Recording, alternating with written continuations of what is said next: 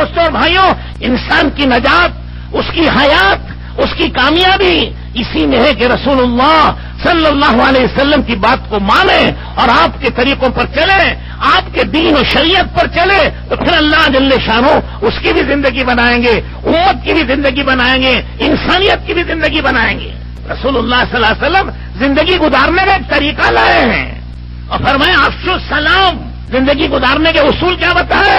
سلامتی کو پھیلاؤ، سلام کو پھیلاؤ، ہر ایک کو کہو السلام علیکم ورحمۃ اللہ وبرکاتہ۔ کیا ہے یہ؟ دعا ہے کہ اللہ میرے اس بھائی پر سلامتی ڈال، رحمتیں نازل فرما، برکتیں اتار دے۔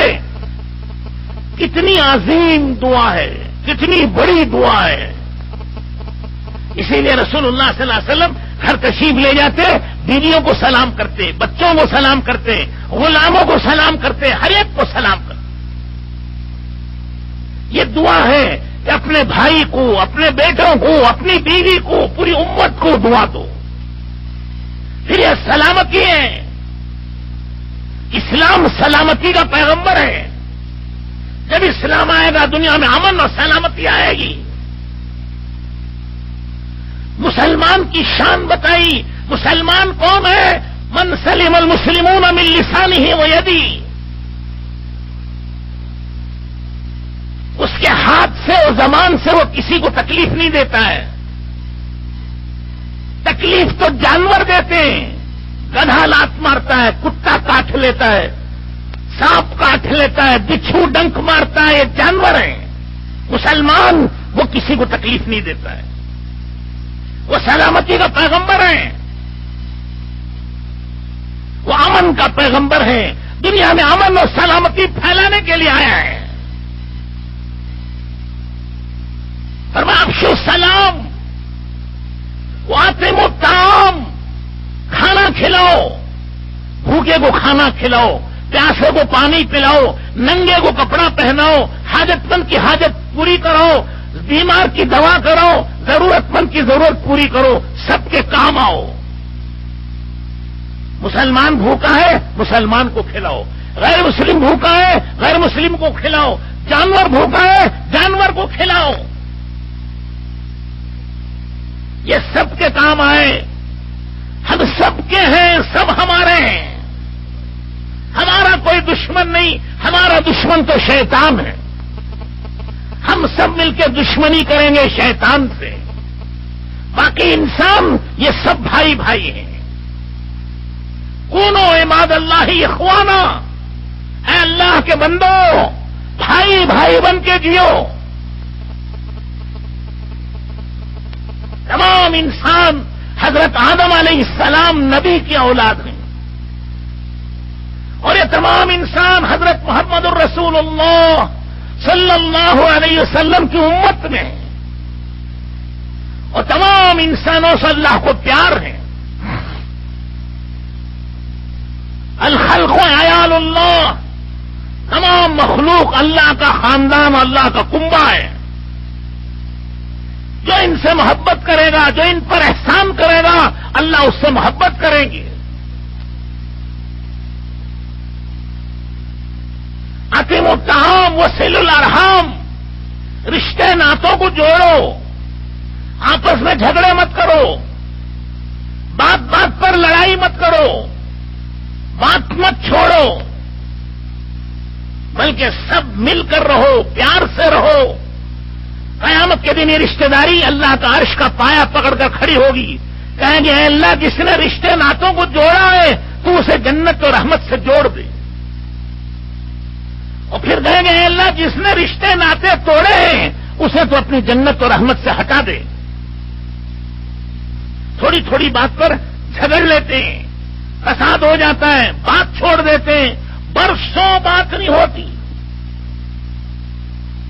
مومن کے لیے جائز نہیں ہے کہ وہ کسی سے بات چھوڑ دے۔ ہاں طبیعت میں غصہ ہے تو گنجائش 3 دن کی ہے، اس کے بعد فوراً سلام کرے وہ بات کر لے، نہ کرے تو پھر اللہ کہتے ہیں اس کے عمل کو بھی چھوڑے رکھو، جب تک یہ 2 مل نہیں جائیں گے ان کا عمل قبول نہیں ہوگا۔ اب نماز پڑھو، روزہ رکھو، دعا کرو، ٹھیک ہے، قبول اس وقت ہوگا جب اپنے بھائی سے مل لو گے، جب بھائی سے نہیں ملو گے تو خدا کیسے ملیں گے تمہیں؟ تو بزرگوں اور دوستوں اور بھائیوں، یہ ایک زندگی ہے پیار و محبت کی، ایک دوسرے کے کام آنے کی، ایک دوسرے کا ساتھ دینے کی۔ فرمایا وصلوا والناس نیام، نماز پڑھو جب لوگ سو رہے ہو۔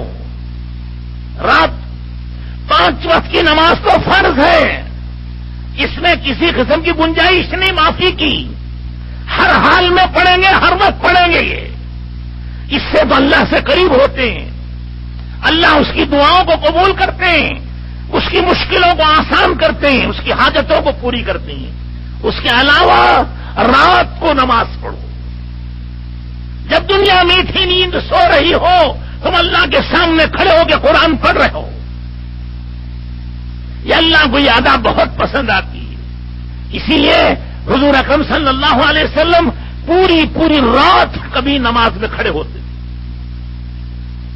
رکوع کرتے، گھنٹوں رکوع کرتے تھے، سجدہ فرماتے تو گھنٹوں سجدے میں سر رکھتے تھے اور روتے تھے۔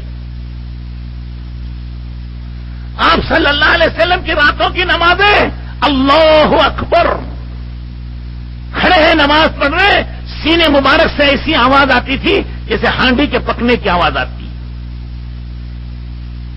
جیسے ہانڈی میں سالن پکتا ہو کھت کھت کی آواز آتی ہے، ایسے سینے مبارک سے دل کے رونے کی آواز آتی ہے، یا چکی پیسنے کی آواز آتی تھی۔ یہ رات کی نمازیں اور دعائیں کر رہے، رو رہے، روتے روتے آنسوں سے داڑھی مبارک بھیگ جاتی، کپڑے بھیگ جاتے، نیچے زمین بھیگتی تھی۔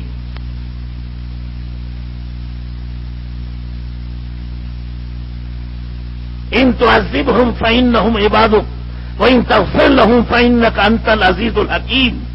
اے اللہ اپنے ان بندوں کو تو معاف کر دے، تو اس کا مستحق ہے،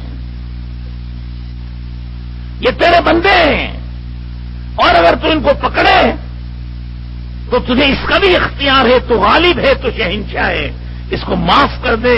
اس پر یہ آیت پڑھتے پڑھتے پوری رات گزارتے۔ حضرت عثمان رضی اللہ تعالیٰ عنہ آتے اور نماز کی نیت باندھی اور پورا قرآن 2 رکعت نمازیں پڑھ لی۔ یہ فرض نہیں ہے، یہ کیا ہے؟ حدیث میں آتا ہے المصلی یناجی ربہ، نماز پڑھنے والا اپنے پروردگار سے چپکے چپکے باتیں کرتا ہے۔